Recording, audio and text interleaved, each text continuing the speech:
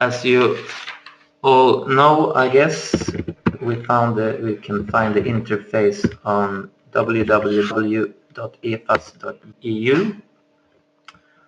Here, perfect. It works today, hopefully. Yesterday we had some problem with some partners not delivering the information, but today I think it works. I looked at it this morning; it seemed to be fine. And this interface, it delivers. It's supposed to be accessible 24 hours a day, 365 days a year, as I just said. And you can, if you don't have access to this, you can still find information on these tabs here, but it's not that much. So for access, for being a partner, you need to put in your username and your password to access all this real-time flood forecast notification and partner-specific information. So let's just do that. Oh, perfect. Today the service seems to be okay. So we'll start. I think we should start by looking at those tabs here. We have them up here and the same kind of tabs here from top to bottom and from left to right. So it depends on whatever floats your boat. I'm using top to bottom. And here at the tab home, we can access like news coming in from EFAS. For example, this webinar is here, and down we have some other news that the ERC wants to provide. And I don't have that much to say about this, so we'll go to the next tab, the forecasting tab, which is maybe the most important one. And here we have some sub-tabs where we, here in the first one, in the main forecasting tab, we can see Europe and all the products that EFAS delivers. But we'll look more into depth on this map a little bit later. We can go skip that and go look at the tab notifications. Unfortunately, there are no notification. Depends, unfortunately or fortunately. Maybe, but it's unfortunately for us, but fortunately for others. But here they are all, if there are notifications, they're all listed here. You can show earlier notifications, but we'll skip that. We'll go back because we're going to look at that a little bit later. And also here you might see and access the ERCC overview, and we're going to look at that later too. Then we can go on to the next tab, under which we will find plenty of information. Here you can look at your details, your personal information, and also EFAS user information, which is really useful to me as well as a forecaster. If you forget something about the model, etc., this is where you might find it. We've actually already seen these pictures, I think. Talking about the model and everything. Oh, sorry, it's some people are coming in here, but no problem. We'll continue. And also you can see the forecast. We just talked about that as well, so we can skip that. I'm not going to talk about this, just going to show what's in here, but it's it's actually what we've been talking about. So you can go back here if you're interested to see more about what EFAS has to offer. Then it's also possible to go here, EFAS web services. It's something for you to link to your national services. And we also have information about flash floods, but we'll try to skip that as we just talked a little bit about it. And here on the EFAS videos tab, we have those 3 videos that are like EFAS in general. And we are adding another 3 that we recorded this winter, I think, but they're still not here. I hope that they will be someday. Also, we can take a look at the EFAS bulletins that we also talked about a little bit, and they're all here, all the historical bulletins and the latest one. Also, on the last tab there, you can look at EFAS notifications and how they are disseminated and all. But we talked about that as well, so we'll skip that and go through to EFAS Partner Forum, which is a forum for you guys to discuss, comment, ask questions, etc., etc., in different rooms or different topics here that are found here. I don't know if it's widely used or not. It seems like some topics were covered years ago, or at least months, but there we have some with a month ago. So I hope this will turn more active. It's good if we can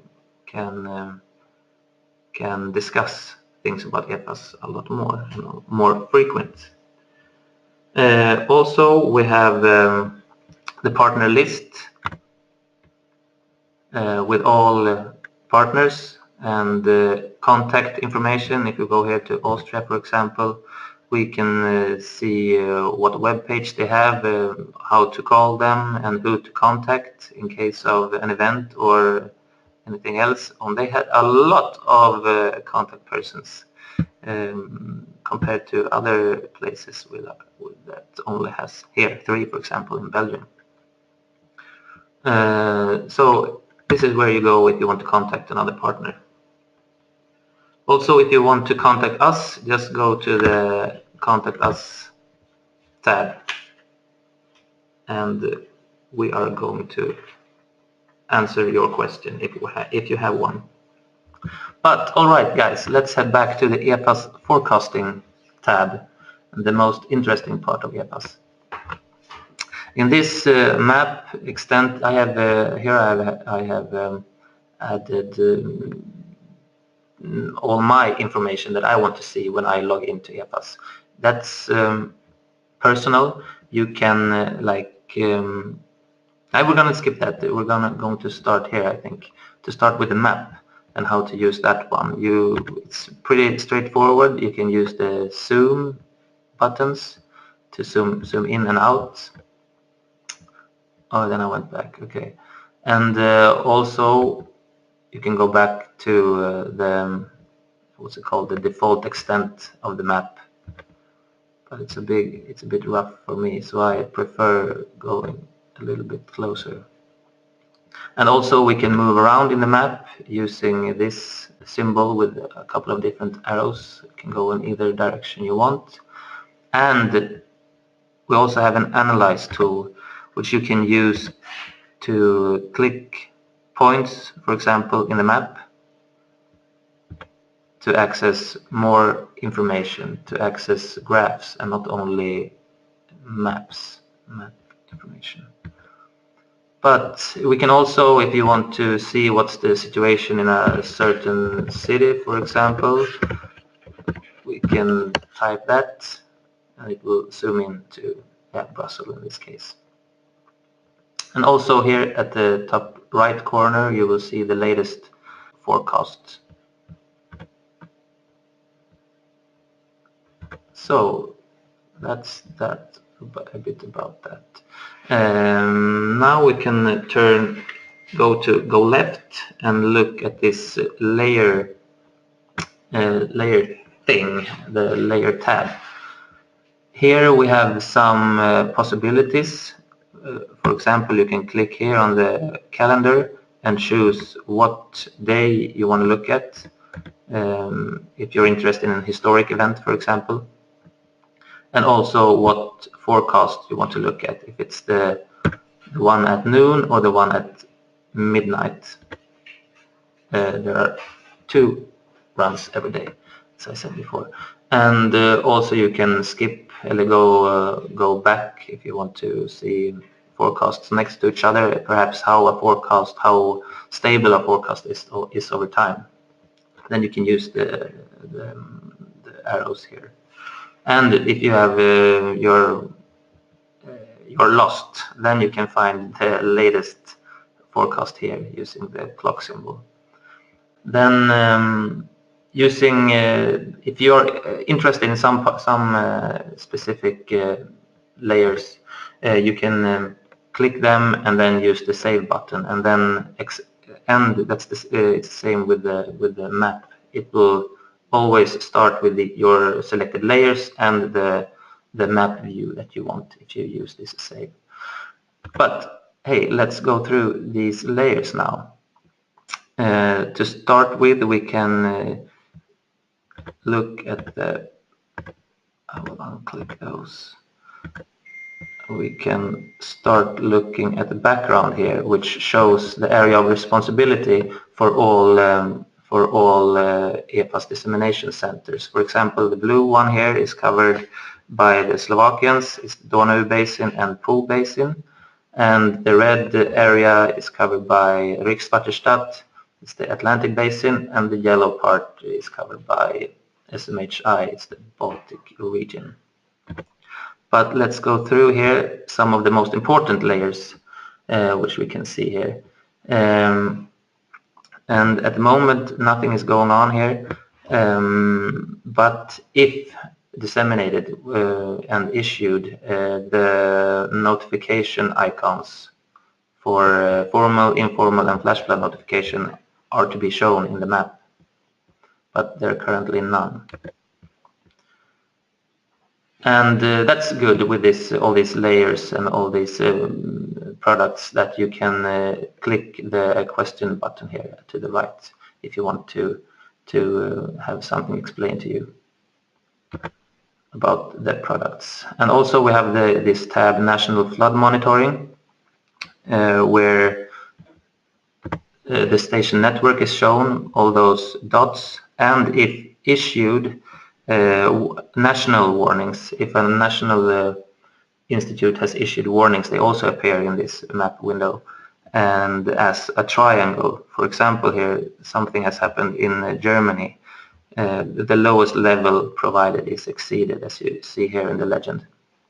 And in the EFAS overview, as I talked about, where all these notifications, information about the notifications are assembled, we also collect information from these national institutes, but lowest level warnings, they're not included, only second level and up.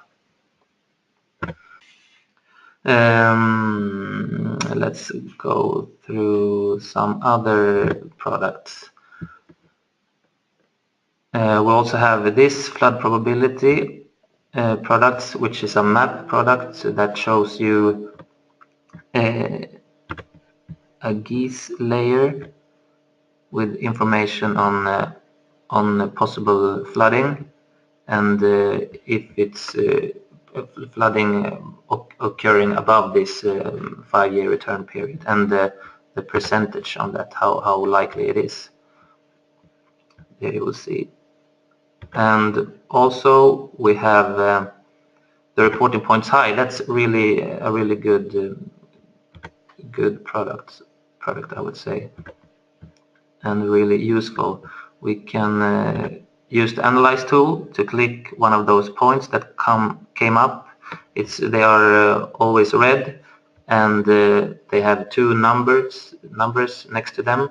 The first one is showing the ensemble from the ECMWF, and the right one is showing an ensemble from the Cosmolabs model. And if we click one of those points, we are going to get a nice little pop-up window. And this one was okay. It's supposed to look a little bit better. Let's use, here we go, perfect.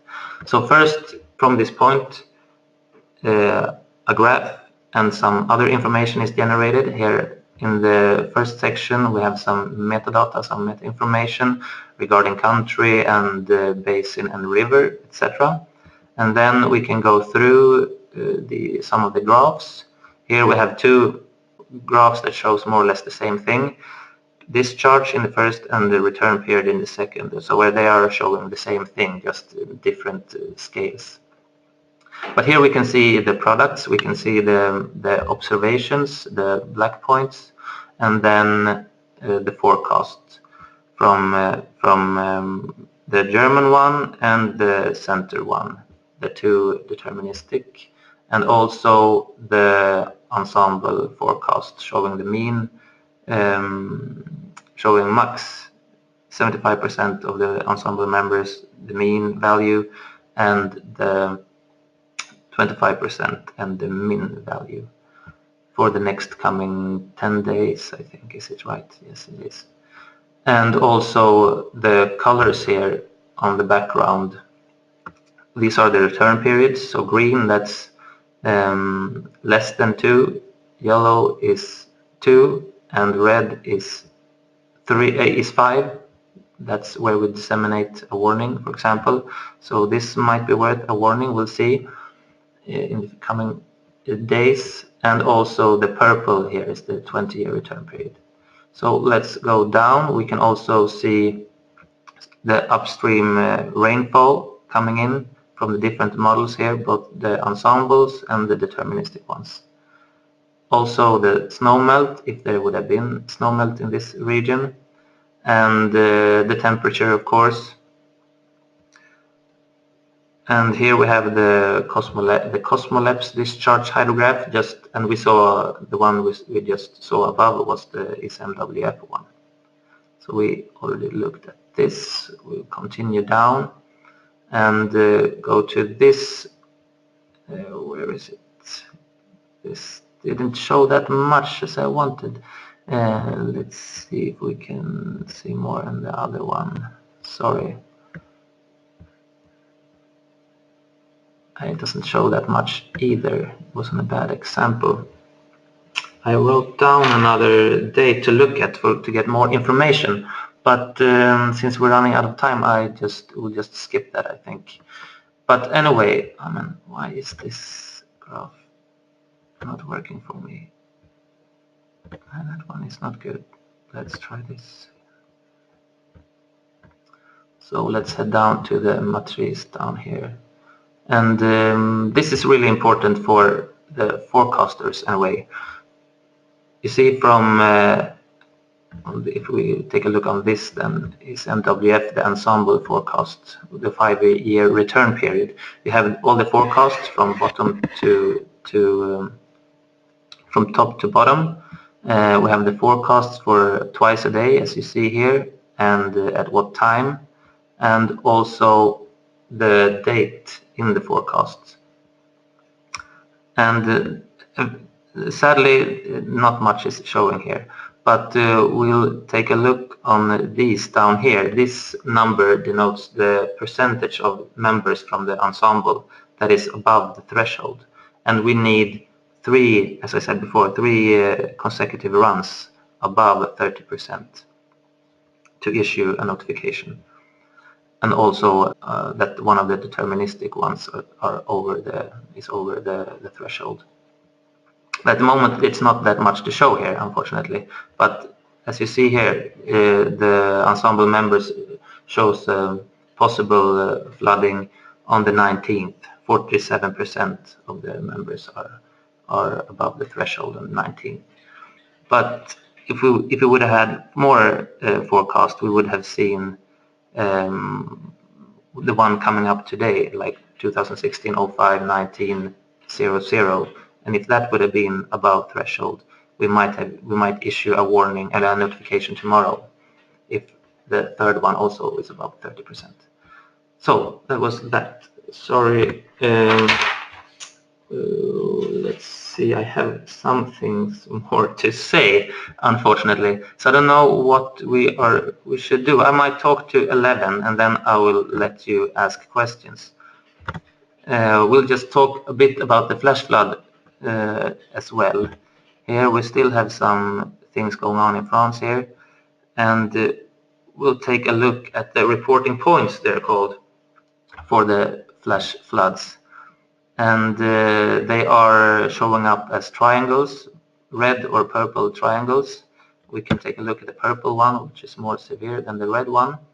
And that's when it comes to flash floods, we issue warnings that are above the severe threshold, the purple one, which has a return period of 20 years, as you can see here in the graph on the top to bottom here, and this is the time on when the event is going to happen. And as we can see here, the possibility of flash flood in this area is 41% according to the Cosmolabs members, and so this could actually turn into a notification. But sometimes you want to wait as long as possible, but it looks like it should be today. So I don't know and this is not in France, it says down here, it's in Switzerland. I was too fast there. So that's why a warning and a notification hasn't been issued. But here you can also see landslide susceptibility for the area as well. So let me quickly see what I have missed, if there is something really important. But I hope I haven't. There are, of course, some more layers here to look at, but you can look at that yourselves, I guess, since time is running out badly here.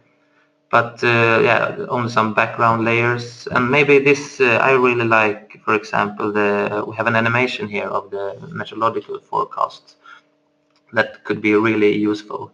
So now all the pictures are loading, and we'll try to see if it comes up to all those 52 images in the end, and then we can take a quick look at this